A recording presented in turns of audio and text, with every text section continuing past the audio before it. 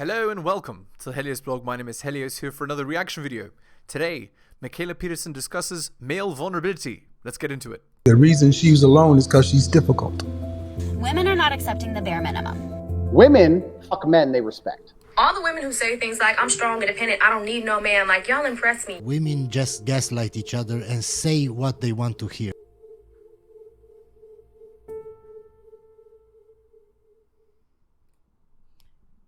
If you're male, is being vulnerable to your female partner a good idea, or is that a turnoff? I get that all the time. All the time. The answer is no. Is there a way to be never be vulnerable in any way. Not ever. No. So it's funny that he's being facetious, but you'd be much better off never being vulnerable than being constantly vulnerable, constantly apologizing, and constantly being self-deprecating. Man, this is such a big topic. You have to be vulnerable to your female partner, because female long. Okay, so here we go again. So there's a fundamental flaw here, and the fundamental flaw is this: he said partner, so it's already a red flag. That's implying that relationships are equal, right? That men and women are equal in relationships, and they're not. Because women are hypergamous, there is never such a thing as equality in relationships. So it's utterly ridiculous to assume that that's what women want. They don't. Women want a superior.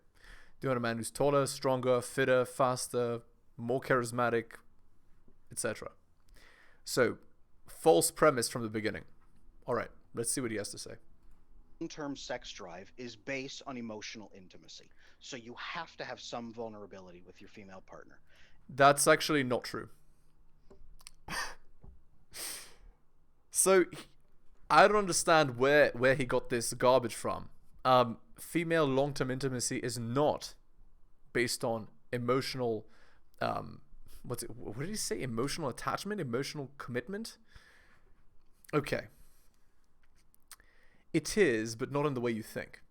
So, a lot of people, when they hear it's based on emotional attachment, right? What they think is be nice to her, be cooperative, kiss up to her, do as she wants, keep her happy. But that's not actually what keeps a girl wanting bedroom fun in the long term. What keeps a girl wanting bedroom fun in the long term is tension. Tension plus logistics. Always. So if you're constantly keeping her happy, it's boring. There's no tension, and if there's no tension, there's no bedroom fun. So ultimately, what keeps a girl interested in the long term is actually fear of loss. Fear of loss. It could be argument. It's going to be a competition. Knowing that the guy has other options if he wants. These are the things that keep a girl interested in bedroom fun in the long term, not emotional connection or whatever it is this guy just said. All right, shilling time.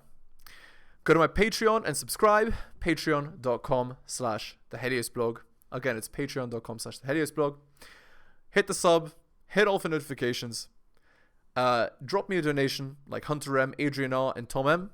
Link is in the description. You just have to click more underneath the video. You know how it says more? You click on more and then scroll down and there's the links there. You can also buy my books. It's at bit.ly/heliosbooks. All right, back to this video.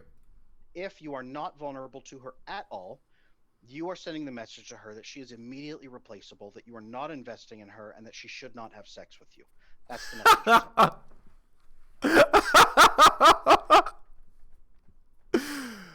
Oh man, this guy is so lost. Like, that is utterly untrue. In fact, if that were true, then Leonardo DiCaprio wouldn't have any girls, right? Because girls are immediately replaceable. That's the biggest BS I've ever heard. If the girl knows that she cannot be replaced, that you're never ever going to leave no matter what she does, that is the easiest way to dry up all of the bedroom fun you could possibly have. It's utterly and totally ridiculous. No, fear of competition, fear of loss, those are the things that drive long-term bedroom fun. So if she feels that she could be replaced, that's actually going to increase your bedroom fun.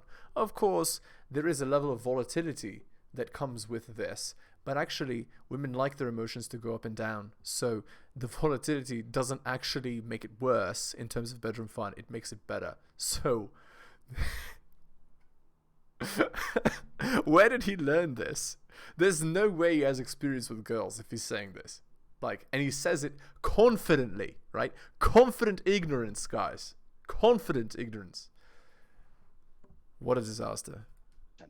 Now, how do you be vulnerable to her? Because men with attachment issues, again, men with attachment issues think that being vulnerable to her means throwing himself at her feet, sobbing uncontrollably, telling her how miserable he is, and then begging her to please have sex with him while he's crying. That's what they think I say when they... No, that's called a straw man argument, the argument you made. So no, of course, that's not what I'm saying. But again, to say that men have to be vulnerable is utterly ridiculous, right? Like, so the traditional thing that men are taught in terms of being vulnerable is this: keeping the woman as the mental point of origin. So at all times you're thinking, what can I do to best please her? That's number one. Number two is, she is the superior and the man is the inferior. That's number two. This is what society teaches men. Number three is, women's needs are always more important than men's needs, no matter what, right? Number four, getting with a girl is the luckiest and best experience you could possibly have, and there's nothing better. And number five is, it must always be in a monogamous arrangement. You can never be non-exclusive. And to be anything other than exclusive is tantamount to, heresy. These are the tenets, right, that men are taught. And they're all wrong, right? Mental point of origin needs to be yourself. You need to focus on yourself. You need to think about yourself when you're making your decisions and what best would suit you. And she will benefit from you being happy. Basically, here I'll quote Patrice O'Neill: "A happy man is a happy relationship. A happy woman is a miserable man." That's so, so this is, I don't even know where this guy got his information from, but it's utterly, completely, and totally wrong, guys. Should be vulnerable. Not the case. You could probably attest that would not be sexy in a male partner. You wouldn't want a husband that does that. Male partner is a red flag, because relationships are not equal, because women want a superior. So partner is the wrong word. But you also do want to know, women also do want to know what their husband's thinking. They want to know what their husband wants. They want to know when he's struggling so that they can help him. Because no, your struggles are not for your wife or your girlfriend. Never reveal those. You are in command. You are in charge. You are in control. You are steering the ship confidently. If there's a leak, you don't need to tell, no. Who do you tell if there's a leak? You tell one of the little crew members, and they go and fix it, right? And the rest of the people are none the wiser, right? No. It's just, it's nuts to me, right? Like every person on the ship doesn't need to deal with every issue. You need to deal with it, right?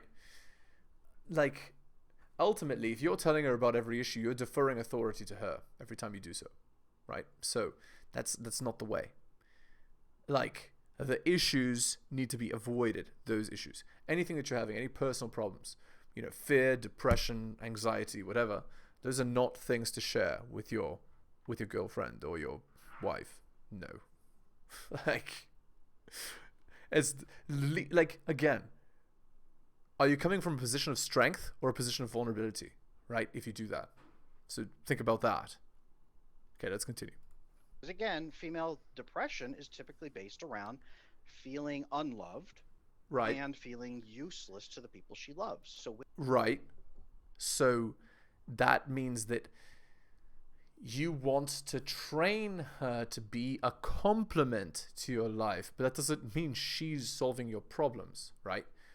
Like, it's like, so what he's saying is true. If she feels useless, she's going to feel terrible, right?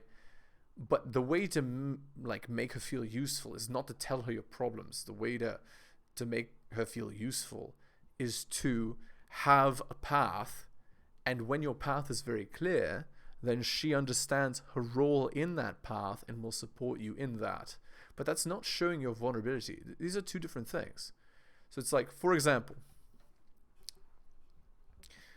I want to build a bridge, right? And you're an engineer and you're building a bridge. You have a team, you're working on a project, whatever. You're working day in, day out on building this bridge. And you're tirelessly working and thinking about all of the ins and outs of this project, and you're stressed, and she can see that. You're not talking about that stress. It's just obvious, right? Anybody with empathy can see, right? Or even with sympathy can see that. And so what's she going to do? Oh, are you feeling bad? Here, have some water. Here, have some food. Here, have some hugs. Here, relax, relax a bit. That is how she supports you see. So the guy is working on the project, and then when the guy is finished doing the project, well, then he receives the praise of the community, right? Because he was the one that made this happen, and everybody is happy. And then the man receives praise, status, etc. But nowhere in the process did he say, I'm worried about this bank crumbling, I'm worried about the building materials, I'm worried about where to get this and where to get that and what to do, and unloading all of that onto her. Do you see what I'm saying? Two very different things here. women are happiest when they are loved and feel loved, and when they feel useful to the people that they love. So Indeed. if you never share any vulnerability of any kind with your wife, you are making her miserable. And you are It's not true. It's totally not true. Like, it's just like that. Okay, let's imagine the reverse scenario, okay? Let's imagine the opposite scenario, where, same situation, okay? So you have this engineer guy, designing this bridge, okay? And every day when he comes home, he's, visibly shaken, crying, upset, worried, and unloading all of that onto his wife. Oh, I'm so worried about the materials. I'm worried about it breaking. I'm worried about this bank. I'm worried about that. I'm worried about my boss. I'm worried about, and so on and so on and so on and so on. What's the girl going to think? Oh, yes, honey, I'll support you. I'll help you fix your problems. No, she's going to think, what a weak, complaining loser. That's what she's going to think. And it's true. Men are not to complain like this. So I don't even know what advice this guy's giving, but it's wrong. All right.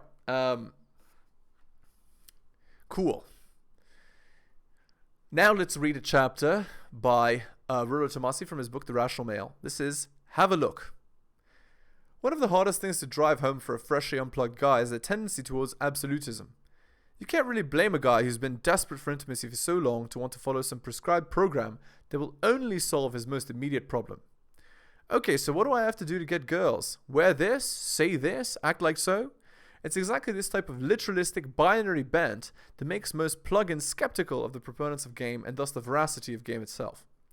Understanding the difference between peacocking and having a style is one of these major entanglements. Wear a funny top hat? Black nail polish? Get out of here. Most guys new to game tend to conflate the most extreme aspects of peacocking with having a style, or as Adam Carolla puts it, having a look. This is a very awkward progression for regular guys to make, because for so long they've been told to just be themselves. They find comfort in saying things like, I don't want to be with a girl who doesn't like me for who I am, yet wind away they're dateless virgins who've never kissed a girl at 29. A look. It's important to have a look. The basis of physical attraction is going to be conditional for any individual girl, But always bear in mind that a look is contextual. The archetypal douchebag with tats and an MMA appeal is a look. Guy liner, black nail polish, and emo skinny jeans is a look. The guy in a three-piece Armani has a look. And there are dozens more, but the point is that women are in fact like casting agents looking for the right character to fill a role. But does a look really imply any look? Some of these men look so bizarre that it's hard to imagine them conforming to an interesting character sought by a particular group of women. Can freakishness itself be a strong pivot in attracting women? Freakishness to some is mundane to others. Everyone is playing a role by order of degrees on any given day and in any given circumstance. Where I work, I'm free to wear jeans and a t-shirt if I so desire, but I opt to dress much sharper than that. Why? Because it commands a certain respect, even if it's not necessarily legitimate. When I'm at a club, say during a new product launch, my persona and dress changes to match the environment. A flamboyant PUA like Mystery doesn't go around wearing elevator boots and top hats to the 7-Eleven to buy a big gulp. He still peacocks for sure, but it takes far less now because guys like him have distilled the principle down to what draws attention in various situations. Club hopping in full Gene Simmons stage attire isn't impressing anyone. But that's what a lot of guys without a look like to poke fun at. The extremes. An extreme D-bag, an extreme emo, an extreme Orange County chopper style, etc. They make for easy targets, but that's not the point of having a look. Peacocking. Peacocking is not a style, it's a functional PUA skill, which is the use of props. It takes a sense of style to know how to pull it off effectively, but peacocking as a skill is more about use of instance than it is about your overall look. When PUA studies were in their infancy, the idea of peacocking was pretty much a no-brainer. In fact, it was a concept that libertines throughout history have always known. It's not too hard a concept to follow, since most socially intelligent people will want to set themselves apart from the mating herd. Everyone peacocks to some degree. Just selecting a tie or a pair of shoes for an occasion may seem innocuous enough, but subconsciously you make choices and develop preferences for certain items in certain situations because you think they improve your appearance and thus your odds for drawing attention to yourself. The intent behind peacocking is more about having a subtle difference or a conversation piece that draws women into your frame. Oddly enough, I found that nice expensive shoes seem to be a natural pull for some girls. This isn't surprising considering most women's obsession with shoes. One thing that's important to remember is women's sensitivity to covert subcommunication, body language, appearance, nonverbal cues, etc. In the briefest glance, they'll size one another up and come to operative conclusions about a woman's status in their girl hierarchy. It follows that they use the same tools with the men they find attractive. Most newly game-aware men who are comfortable enough to venture using peacocking don't realize that a little goes a long way. Your game isn't peacocking, it's just a flashy lure to get the fish to strike. It's up to you to play the fish once it's hooked. Alright, back to this video. You are telling her that you don't trust her enough to help you with those problems. So what I tell men is this: learn to be vulnerable to your wife in a way that is productive and builds her respect for you and also gives her a chance to help you. Again, I'm saying hard no to this. And that's why, guys, the strong silent type is such a successful character in books, movies, TV shows, and is such a successful, powerful archetype. You think Batman, with his girl or wife, would ever talk that way and show all his vulnerabilities? No. That's the point. Of course, I don't know if he has a relationship, but you get what I'm saying. A character like Bruce Wayne would never behave in such a way. And that's the point. Character like Bruce Wayne doesn't exist in real life because fictional characters are a distillation of reality. They're more real than real. But the point is that having this understanding of why that archetype is successful and beloved, that is a thing to keep in mind. This guy's advice is totally wrong.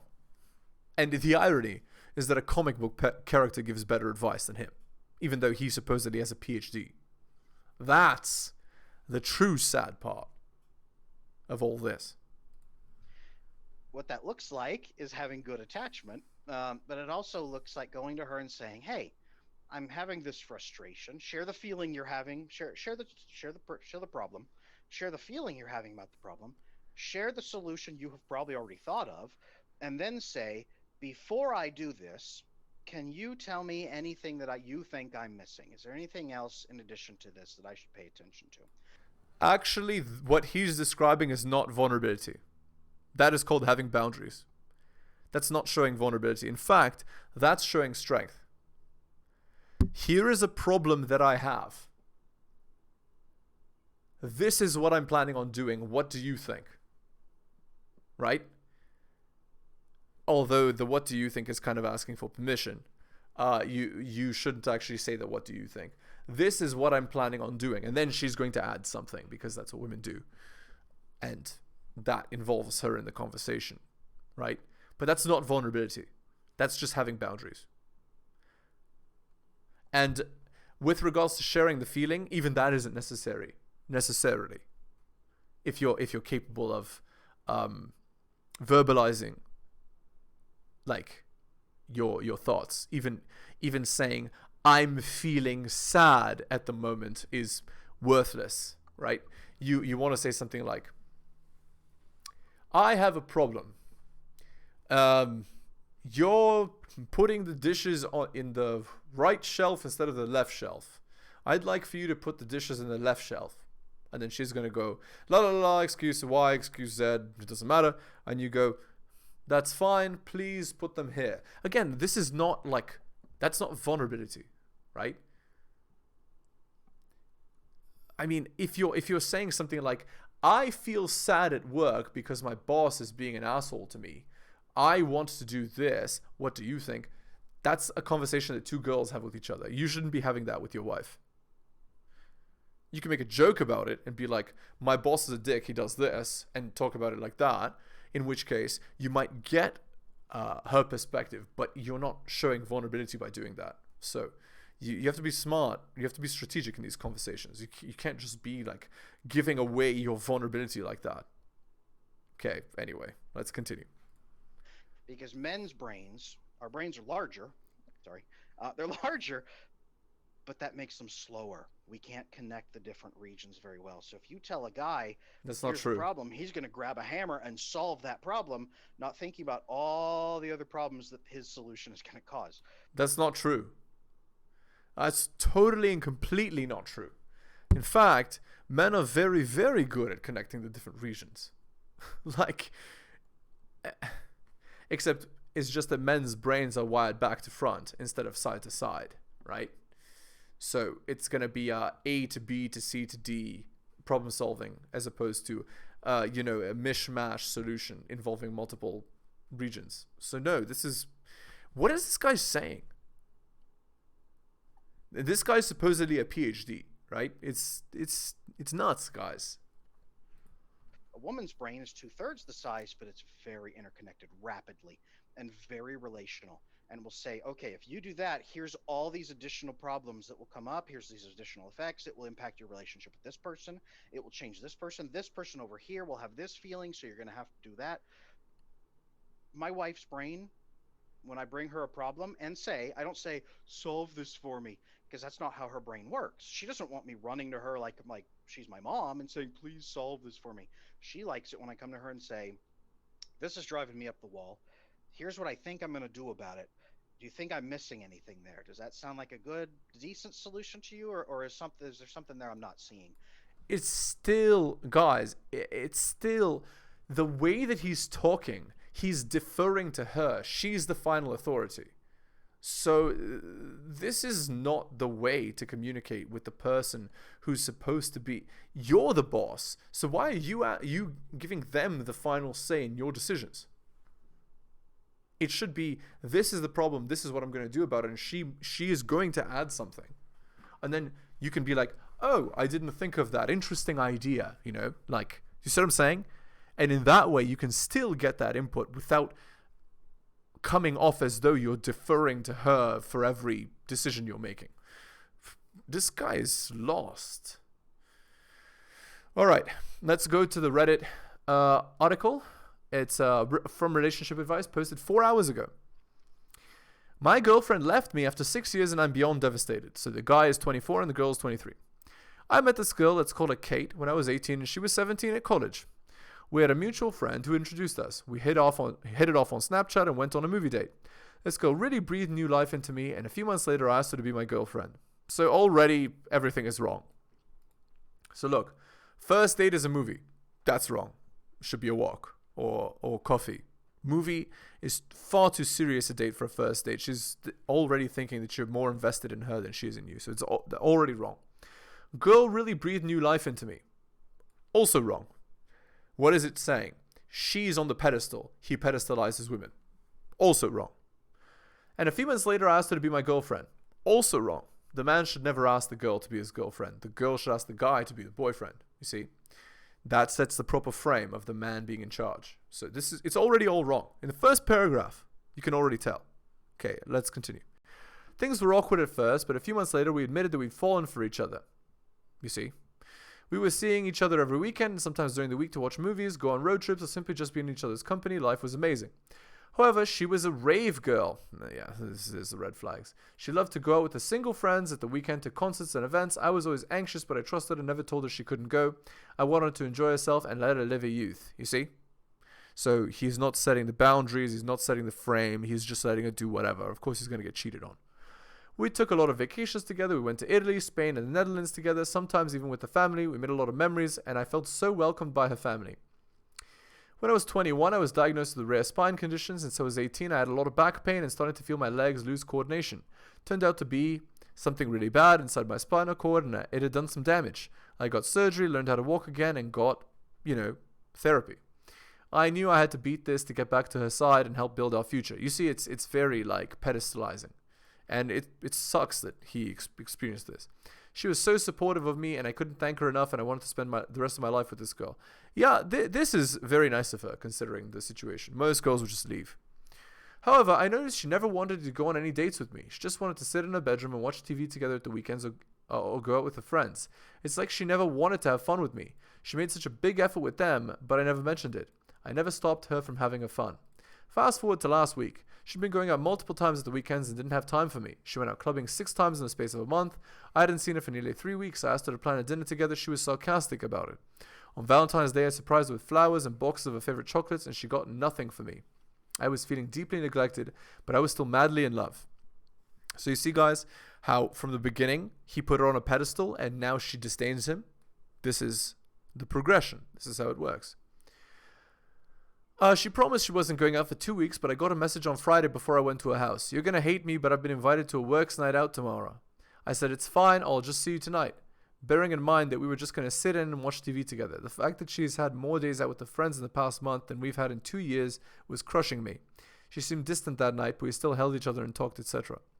Saturday morning came, I was getting ready to leave, but I couldn't get a response out of her. She was buried in her phone. I kissed her goodbye and left. Later that night, I get the awful "we need to talk" message right as she was going out. This filled me with immense anxiety. She then said she'll do it when she's sober the next day. I thought it was a horrible thing to do. She struck fear into my heart and left me with it all night. The next day, I go to her house and we talk. She was hugging me and tearful. I knew what was about to happen. She told me she loves me, but she's not in love with me. Exactly. I broke down. I had to leave. I went to my car and started screaming. After everything I've been through these past 3 years, things just keep getting worse for me. I got home and was howling. My world has fallen apart. I spent a quarter of my life with this girl, now it's over. She said she was feeling this way for 6 months and never told me. In my head, that just meant she checked out of the relationship before leaving me, so she's pretty much over it. It took her less than 12 hours to remove me from her bios. It crushed my soul. My chest felt tight, and it was as though I was carrying a block of ice. It's been 9 days since she left. I gave all my all to this girl and would do everything to make her happy. She even admitted she didn't want to go on dates with me as she didn't see the point. As she's an extremely attractive girl, it won't be hard for her to find a new man. The thought of her with someone else is killing me inside. I feel as if she's toying with me. She sends me a Snapchat after a few days of no contact. I reply and she ignores me. She's turned so cold towards me. I've literally never been so low in my life. I can't get her out of my head. She's all I think about. I try to keep myself busy, but I can't escape the bad thoughts. I never did anything wrong. I wasn't controlling. I never glanced at another female. I was supportive and loving, and I still lost everything. She was my world, and I doubt she's coming back to me. My confidence is at an all-time low. I don't think I'm attractive, and I can't see me ever getting over her. I'm afraid that I'll be alone forever now. Yeah.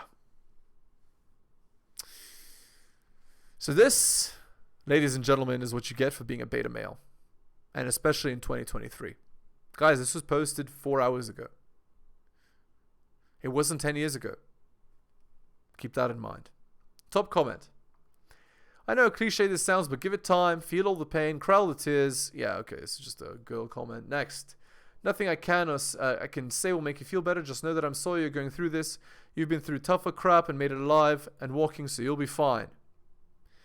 Yeah, basically, she lost whatever respect she had for him when he weakened. And that was all it took to end the relationship. Yep. Sad, sad. Alright, we're going to end the video there. Again, guys, hit that sub, hit all for notifications. Go to my Patreon and subscribe. Patreon.com/theheliosblog. Again, it's patreon.com/theheliosblog. Drop me a donation like Hunter M, Adrian R, or Tom M. Shout outs to them. Link is in the description. Just click on the video and click more. You can also buy my books at bit.ly/heliosbooks. Thank you so much for taking the time to listen to the video to the end. I really do appreciate it. Take care of yourselves, and I'll see you next time.